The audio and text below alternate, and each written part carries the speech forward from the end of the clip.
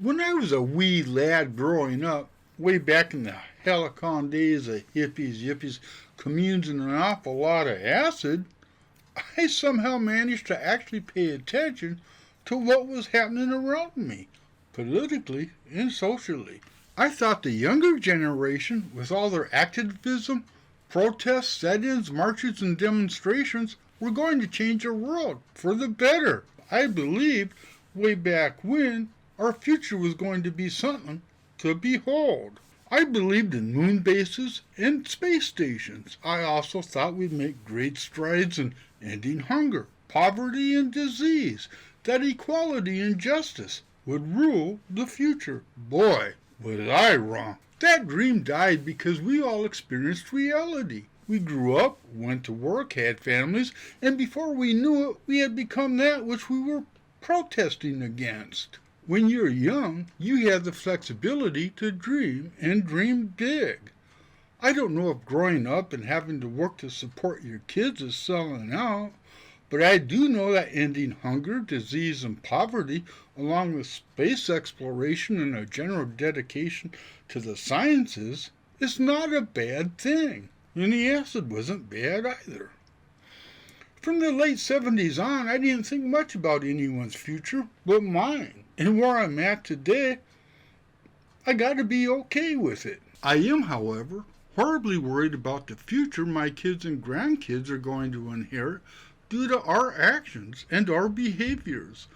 Violence, hate, racism, and a host of ills, including hunger and sickness, have always been part of the human experience.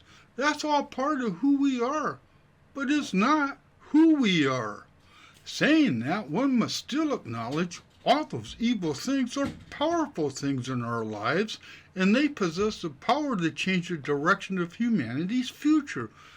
Hitler used hate and violence as others have.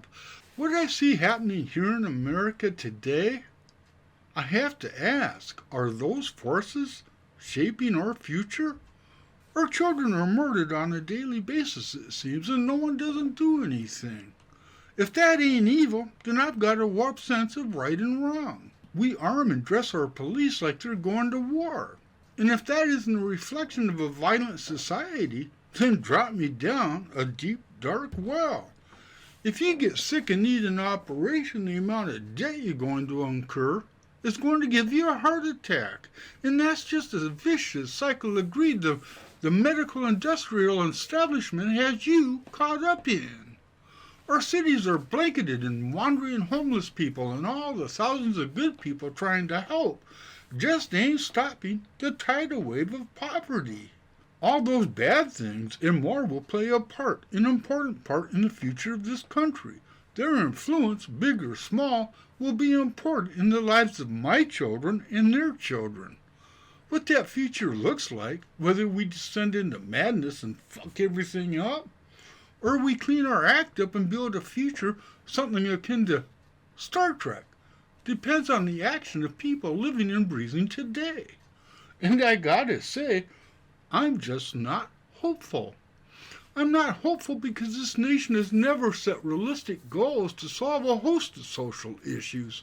Civil rights didn't happen because politicians got together and decided we were being unfair to African Americans. Politicians were forced to do something about it. Same thing with the women's right to vote. At the moment, the population is divided right down the middle, and it's only a matter of time before two things happen. One side edges out the other, and their policies become laws. Or two, we become embroiled in a civil war, resulting in the end of our nation. I don't understand the division between conservatives and liberals, Democrats and Republicans in this country. I just don't get it.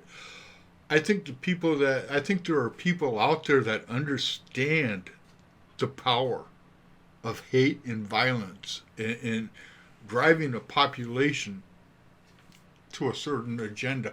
The average American, people like you and I, we don't think about that shit. But we got to.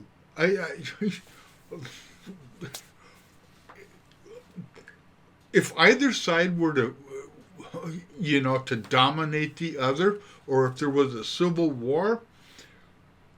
Let me talk about if this country ever went through a civil war, you're not going to end up with a nation that you're fighting for. It's going to be so different that you start another revolution. That would be your only choice.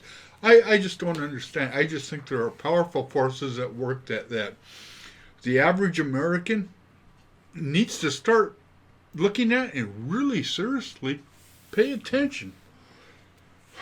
But no one's going to. So I might as well just do a couple more shots of tequila and forget about it. Lucky, I see ya. Out of here.